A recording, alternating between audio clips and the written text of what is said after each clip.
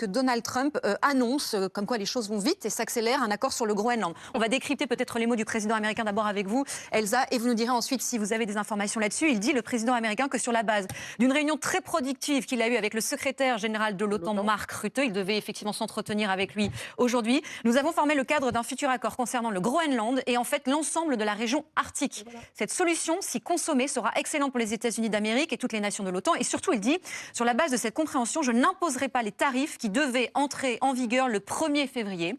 Ici, on ne suit pas la foule, on analyse les faits. Si c'est aussi ta vision, abonne-toi.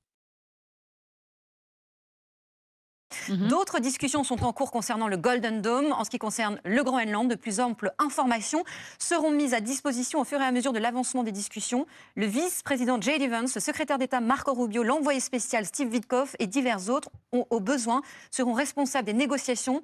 Ils relèveront directement de moi. Merci de votre attention à cette question. Elsa Vidal, comment faut-il interpréter ces mots qui, du coup, donnent quand même une dimension un peu différente à la conférence de presse à laquelle on a assisté cet après-midi? Oui, c'est-à-dire que la conférence de presse, dans ce contexte, pourrait être une espèce de parade, un peu de fier à bras, qui va reculer, mais qui cache tout ça derrière des propos extrêmement offensifs. La vraie question derrière celle que vous me posez, c'est qu'est-ce que l'OTAN a bien pu proposer à Donald Trump qui puisse le satisfaire? Et je prends le pari qu'il s'agit certainement de déployer des moyens de sécurité qui vont venir finalement répondre aux besoins, aux exigences des États-Unis. Ils pourraient eux-mêmes s'assurer de la sécurité du Groenland. Ils l'ont fait pendant des années avant de diminuer leur présence. Ils se plaignent toujours de trop payer. Il y a fort à parier que nos propositions de prendre en charge la sécurité de cette zone et de la zone arctique sont intéressantes pour les États-Unis en termes de monnaie, en termes de déploiement militaire et en termes de matériel. En tout cas, c'est mon pari ce soir. Ce qu'il dit et ce qui est important, c'est que si effectivement cet accord fonctionne et qu'il entre en vigueur, il n'y aura pas de tarifs douaniers supplémentaires sur 8 pays européens qui étaient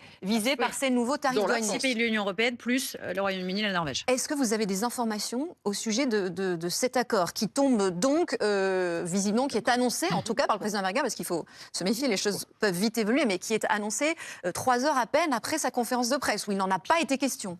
Dans cette affaire, il y a 2 sujets pour nous. Il y a le premier qui était la souveraineté du Groenland.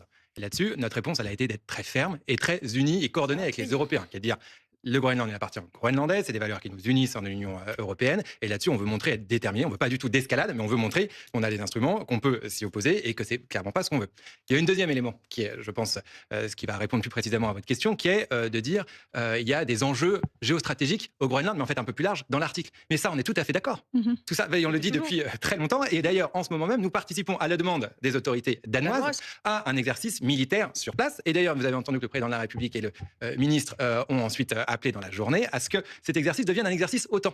Donc tout ça, on est bien convaincus sur le fait qu'il y a des rivalités dans les sujets arctiques. Soyons très concrets, parce qu'il y a encore 3 jours, on avait l'impression qu'il pouvait y avoir une confrontation entre pays membres de l'OTAN, et ce soir, Donald Trump nous parle d'un accord après une discussion avec l'OTAN. Qu'est-ce que le secrétaire général de l'OTAN a proposé au président américain qui puisse lui faire dire ce soir qu'il y a un accord sur le Groenland? De quoi parle-t-on? Déjà, sur le sujet, l'OTAN, il gère des nations alliées. Il ne gère pas la souveraineté du Groenland, qui appartient encore une fois aux Groenlandais et aux Danois. L'annonce de Donald Trump sur un possible accord concernant le Groenland marque un tournant révélateur de la géopolitique contemporaine. Derrière le vocabulaire diplomatique, on retrouve une logique classique du rapport de force, où la sécurité devient une monnaie d'échange et la souveraineté un enjeu négociable. Comme l'expliquait Alexis de Tocqueville, les grandes puissances ont souvent tendance à confondre protection et domination. En associant l'OTAN à cette discussion, Donald Trump ne remet pas frontalement en cause le droit international, mais il le contourne en plaçant la sécurité collective au-dessus de la volonté des peuples concernés. Raymond Aron rappelait pourtant que les alliances militaires n'annulent jamais la souveraineté des nations, elles ne font que la conditionner. La question centrale n'est donc pas l'Arctique en lui-même, mais la capacité des Européens à défendre une souveraineté réelle, et pas seulement déclarative, face à des partenaires qui raisonnent avant tout en termes de puissance. Reste désormais à savoir si cet accord, s'il se confirme, renforcera la stabilité internationale, ou s'il consacrera un peu plus la primauté du rapport de force sur le droit. Donc, Ils ont pu répondre, j'imagine, sur les sujets de sécurité. Encore une fois, c'est un élément qui est très important. L'Atlantique Nord et l'Arctique est très important pour l'Alliance Atlantique. Ça, il n'y en a aucun problème avec ça. D'ailleurs, par ailleurs, les États-Unis ont un accord avec le Danemark. Ils ont une base là-bas. Cet accord existe depuis les années 50. Ils peuvent le réutiliser. Donc tout ça, c'est un élément. Nous, il faudra voir plus précisément ce qu'il y a dans ces accords et voir en réalité s'il y a aussi derrière des choses plus précises sur la partie souveraineté, mais qui est un sujet différent, distinct, sur lesquels, encore une fois, nous étions intraitables là-dessus. Et notre travail depuis ce week-end, au niveau du président de la République, au niveau du ministre des Affaires étrangères, Jean-Noël Barrot, c'était de se coordonner en européen pour arriver à avoir une majorité et avoir une réponse unie. Et quand l'Europe répond de manière unie, et ben en fait, on est assez costaud. Si tu fais partie de ceux qui veulent comprendre avant de réagir, abonne-toi, active la cloche des notifications et partage la vidéo, même à une seule personne, ça aide énormément.